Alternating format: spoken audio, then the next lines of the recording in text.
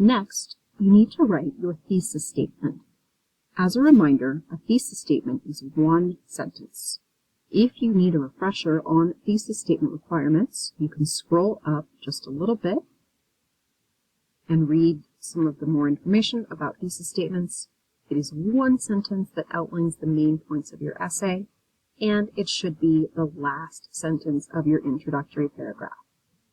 For this 5-paragraph essay, it should take the form of a claim and then reasons 1, 2, and 3, supporting why scientists believe that Otzi was murdered.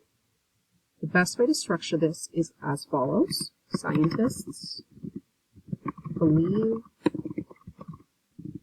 that Otzi was murdered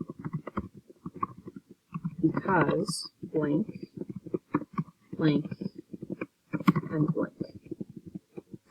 Ideally, you should have already done this work when you completed categories 1, 2, and 3. Now you simply need to put them all together into one sentence, remembering that this is the most important sentence of the entire essay. When you're finished, please make sure that you have your teacher check your work so that you are ready to move on to writing your introductory paragraph.